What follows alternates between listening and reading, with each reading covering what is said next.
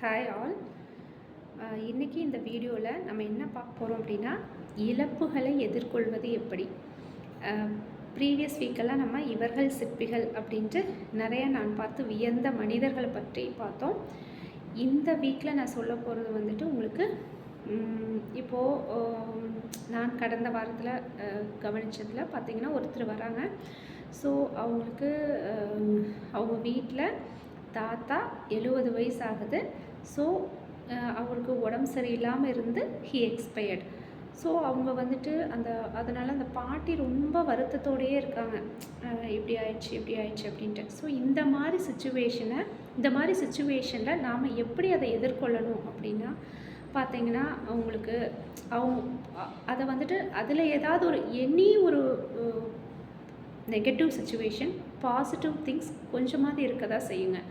அதை நம்ம எடுத்துக்கணும். ஃபார் எக்ஸாம்பிள், இப்போது பார்த்தீங்கன்னா, எடுத்துக்காட்டுக்கு எனக்கு தெரிஞ்ச சர்க்கிள்லேயே ஒருத்தர் இந்த மாதிரி ஒரு ஹஸ்பண்ட் தவறினதுக்கப்புறமா அவங்க வந்துட்டு அந்த தொழில் எடுத்து, ஹஸ்பண்டோட தொழில் அதுக்கு முன்னாடி அவங்க அங்கே போகவே இல்லை, பட் அதை வந்துட்டு இப்போ சக்ஸஸ்ஃபுல்லாக ரன் பண்ணிகிட்ருக்காங்க.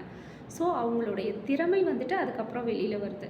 ஸோ இது ஒரு பாசிட்டிவாக எடுத்துக்கலாம். அடுத்ததாக பார்த்தீங்கன்னா வந்துட்டு, இப்போ அந்த பாட்டி விஷயத்தில் எடுத்துக்கிட்டிங்க அப்படின்னா, ஆல்ரெடி அவங்க நிறைவாக வாழ்ந்தாச்சு. அவங்க சன்ஸ் எல்லோரும் மேரேஜ் பண்ணியாச்சு. ஸோ அவங்களுடைய வாழ்க்கை இதோட நிறைவாக இருக்குது. ஸோ இப்போது அதுவும் இல்லாமல் இந்த உலகத்தில் இருந்த எல்லா உயிர்களுக்கும், பிறந்த எல்லா உயிர்களுக்குமே பிறப்பு அப்படின்னா இறப்பும் ஒரு இறப்பு இருக்குது அப்படிங்கிறத நம்ம மனசார ஏற்றுக்கணும். அதே போல் பகவத்கீதையிலலாம் என்ன சொல்கிறோம் அப்படின்னா, இந்த உடல் தான் அழியும், ஆத்மாவாக உள்ளே இருக்கிற அந்த ஆத்மாவுக்கு அழிவு இல்லை.